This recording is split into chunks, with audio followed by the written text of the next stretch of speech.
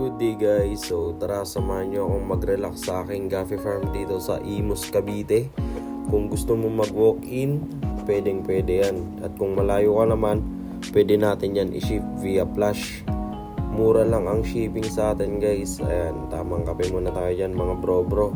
Update ko na rin pala kayo sa ating i-release sa susunod guys. Albino full red blue ear, albino yellow gold glass belly, AP dirt guys, magre-release tayo nyan. Yellow gold glass belly, blue dragon, lalaki na katawan, P dirt half moon, at galaxy blue round tail.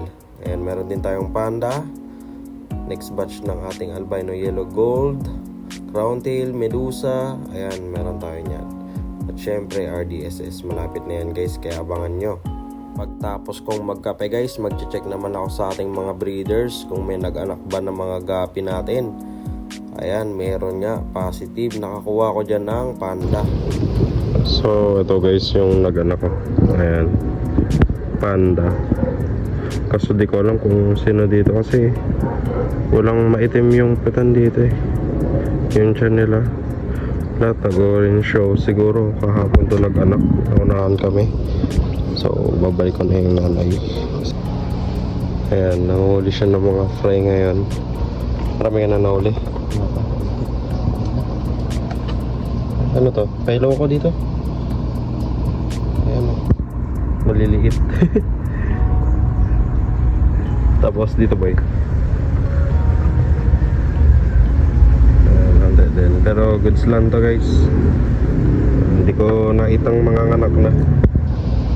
Ayan. Dito na nag-anak. Sobrang busy natin eh. Ayan, dito guys, may hinuli pa siyang mga fry ng guppies. Ito marami to. Ayan o.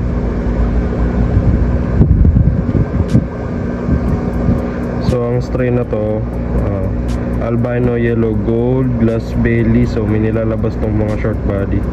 So nakapag third batch na tayo ng fry. Ayan.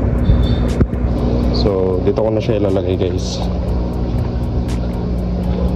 Hinuli pa siya pero diretso na natin dito guys. No need duck limit na yan. Araw-araw ganito karami yung nanganganak guys. 3, 2, 4. Dahil tapos ko nang ipahuli yung gapi fry natin guys, ita-transfer ko naman sila sa malaking lagayan. Pagtapos kong i-transfer, lalagyan ko naman sila ng label para hindi ako malito kung ano nga bang gapi ang pinapalaki natin. Bukas bubuga natin yan ng BBS para mabilis silang lumaki. Ayan guys, thank you for watching. Immortal Gapfish, fish out.